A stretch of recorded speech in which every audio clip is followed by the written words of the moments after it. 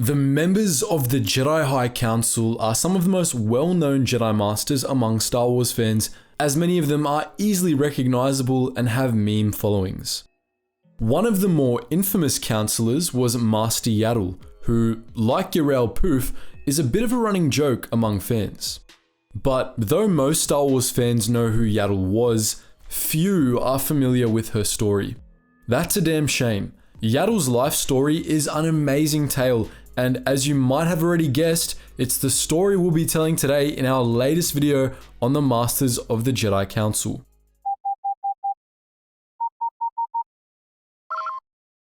Attention, Sergeant on deck! Yarael, obviously, was a member of the elusive species whose members included Yoda himself and Grogu.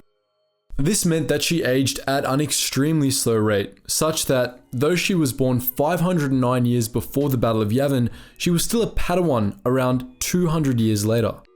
At the time, she was under the tutelage of Jedi Knight Pulvin Kut, though it's likely that Kut wasn't her first master, as he was human and still fairly young, while at that point in her training, Yarael was on the verge of knighthood. Kut was a good Jedi, but he was known to dance dangerously close to the dark side of the Force at times. In particular, he had a hatred for the Advozé warlord Tulak, who had killed his family. In her time training under the Jedi Order, Yarael became highly skilled both in the Force and in lightsaber combat. As a Jedi consular, she focused more on the use of the Force than the use of a lightsaber, though she was nonetheless proficient in Forms 3 and 4. She studied a number of rarer Force techniques, and she also devoted a considerable amount of time to the study of other topics. Yarael spent much of her time in the Jedi archives, both as a Padawan and later as a Master. Near the end of her training, Yarael travelled with Pulvin Kut to the planet Koba, which was ruled by Tulak, the warlord who had killed Kut's family. Kut had been tracking Tulak for years by that point and had close ties with the resistance movement that was fighting back against Tulak's tyranny. But the warlord had spies within the underground resistance and learned that the Jedi were coming before they even reached Koba's outermost moon. Tulak had dealt with Jedi before, and he had grown to hate them over the years, so he laid a trap for Kut and Yarael. When they landed on Koba, they walked right into it. Tulak and his slave army cornered the two Jedi above the treacherous Koban Gorge and ordered his servants to bring him the head of the Elder Jedi. Yarael and Pulvin Kut defended themselves against the onslaught, but in the heat of battle, Kut's hatred for Tulak got the better of him. He gave in to the dark side of the Force, weakening himself in a crucial moment. In his anger, he left his attackers an opening, which they quickly exploited. Tulak's slaves struck Pulvin Kut down and lopped off his head, and Yarael was left alone against an overwhelming force. She was captured in short order. Tulak had Yarael imprisoned in a chamber deep below the earth, where he had the young Jedi tortured and interrogated. The warlord wanted to know when the next Jedi would arrive, but despite the torture, Yarael refused to tell him anything, only asserting that his reign of terror would end.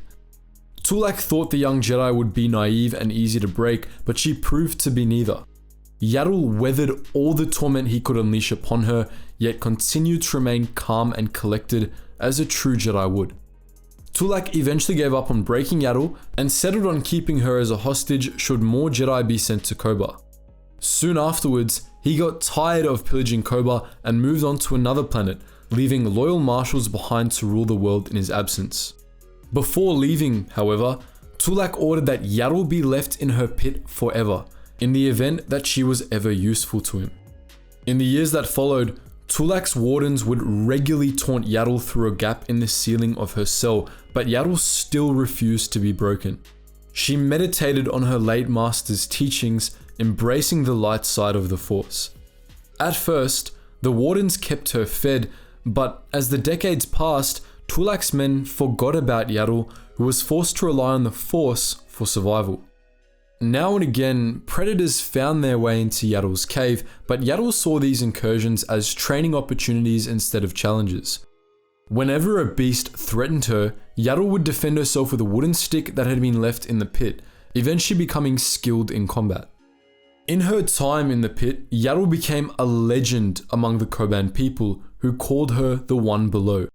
Some taunted her, as Tulak's men did, hoping to win the tyrant's favor, while others snuck offerings of food into her pit. None of the sympathetic Kobans dared to try free her, however, for fear of Tulak's men. Thus, Yarael remained in solitary confinement on Koba for a full century, ultimately outliving Tulak, whose cruelty eventually caught up with him. 100 years after Yarael was first imprisoned, Koba was racked by a series of devastating groundquakes which ruined what was left of the planet's settlements. The groundquake also unsealed Yarael's pit, allowing the Jedi to escape at last.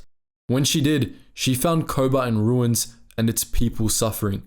Despite how many of the Kobans had tormented her, and despite her century of imprisonment, Yarael took pity on the people of Koba. Even after all she had been through, she found it in her heart to forgive them and vowed to help them rebuild their homeworld. When the Jedi Council learned that Yarael was still alive, they reached out to her, requesting that she return to Coruscant to complete her training. But Yarael refused. She insisted on staying on Koba until the planet was rebuilt. She aided in the reconstruction of cities and in the education of Koban children, and slowly but surely, the Kobans began to build themselves back up, inspired by their Jedi savior. But not long after Yarael's escape, Koba came under threat once more. Kalut, the son of Tulak, had succeeded his father as warlord and came to Koba to claim his inheritance. This time, however, the Kobans would not go quietly into the night. Though the villagers were still too weak to fight off Kalut's forces, Yarael wasn't, and she personally engaged the warlord in single combat. Yarael emerged victorious from the contest, and Kalut's men fled, leaving Koba free at last. Only then did Yarael return to the Jedi Temple. Upon learning of Yarael's story, most of the Jedi Council sought to not only elevate Yarael directly to the rank of Jedi Master, but also give her a seat on the Council. At first, only Yoda opposed this decision, but he eventually relented, and the motion was granted. Yarael was granted the rank of Master, despite only having been a Padawan, and took a seat alongside the greatest Masters of the Order. She sat on the Council for the next 200 years. In that time, Yarael trained many great Jedi, including future Counselor Operencesis and Empatagios Brand, who would become one of the greatest Jedi generals during the Clone Wars. She also continued to hone her own skills and became a master of many rare Force techniques. Yarael was one of the few Jedi that was allowed to learn the ancient art of Moricho, which Jedi could use to rapidly slow the bodily functions of other beings. She was also skilled in the use of Force Light, an exceedingly rare technique that allowed Jedi to purge the dark side from Force nexuses or living beings. Above all, however, Yarael was known as a model of kindness, compassion, and wisdom. She turned a blind eye to and even tacitly encouraged the pranks that initiates were known to play on Jedi Masters, and often slipped the younglings treats when they weren't looking. Jedi came to her for advice on a wealth of subjects, and her voice was highly valued at the Council. She spoke little during Council meetings, but when she did, it was usually to state conclusions that the other Masters were having a hard time reaching. Over her 500 years of life, Yarael went on many missions for the Jedi Order. One, a mission to the planet of Mawan in 26 BBY, would prove to be her last. Alongside Obi-Wan Kenobi and Anakin Skywalker, she was set to stop the terrorist, Granta Omega, who had thrown the planet into chaos. During the mission, the Jedi learned of a bioweapon that Omega intended to destroy the city of Natan with. They showed up too late to stop its release, but Yarael was able to absorb the bioweapon via the Force, saving the city at the cost of her own life. Like Yarael Poof had a year earlier, Yarael died as a true Jedi would, sacrificing her life for others. Her seat on the Council was filled by Shakti. So that's the tale of Yarael, another legendary Jedi Master. Next week, we'll be discussing yet another Jedi Master as part of this ongoing series. But what do you think? Which Jedi Masters would you like to see us talk about?